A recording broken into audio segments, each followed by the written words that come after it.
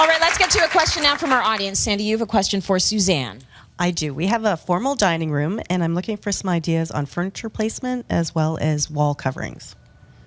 What do you think, Suzanne? Okay, so you mean a living room, right? Not a dining room. Okay. Just to be clear. Living room. Okay. Okay. So I looked at your living room, and the thing that's really cool about it is that you have this piano. Is it a grand piano or a baby grand? Baby grand. Okay, good. So it takes up less space. So it's kind of the defining thing when you have a really gorgeous piano like this for doing your floor plan.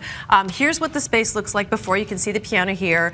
You've done the thing where you push everything against the wall and just create kind of a big open space so everyone feels disconnected and not really like they're having a good time at the party.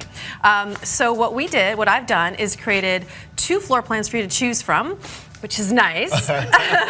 So one where we keep the piano, we move it actually into the window corner there and put the sofa on the other side of the window so that the people sitting on the sofa can actually take advantage of looking out the window to your view beyond, as well as looking at the piano. And then creating this grouping, which just kind of makes a nice, more intimate experience for when people are coming over. So 2 chairs flanking the sofa, your coffee table in between. You may need to buy a couple of new pieces and replace a few, but I think you can keep most of your furniture.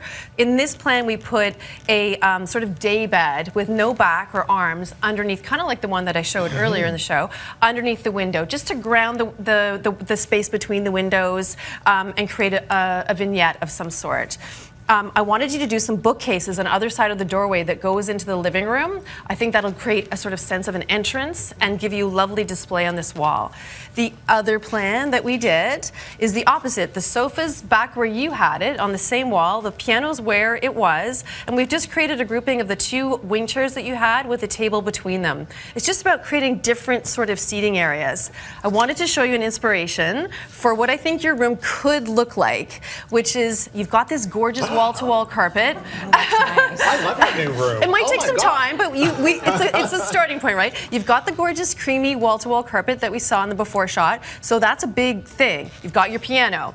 I think you just have to think about reupholstering some of your pieces in these sort of all-neutral creamy tones and go really elegant. The thing with the piano is that it is elegant, and I think some of your pieces are a little bit too country to really work with the piano. And think about a little bit of glamour. You also asked about your window treatments for the windows. I actually think, depending upon what's outside in that view, you could leave them completely empty because they're gorgeous windows. Yes. You've got all the window panes in them. Yep. But if you need the privacy, I just did a little sketch with the paneled molding that you could put on the wall, like a chair rail, and then just really simple drapes, again, in a nice creamy, heavy linen. And you can do a fabric valance as well on top. It's something you have to have made. If you feel like you don't want to do that, it's not in your budget, you can just do a simple rod and on rings. I think that would look beautiful and really elegant. Stunning. Great. Thank you very much. You're welcome. That is great. We'll take that whole package, the inspirational photo, the whole 9. Thanks. We'll give that to you. Let's go to break. More coming up. That looks great.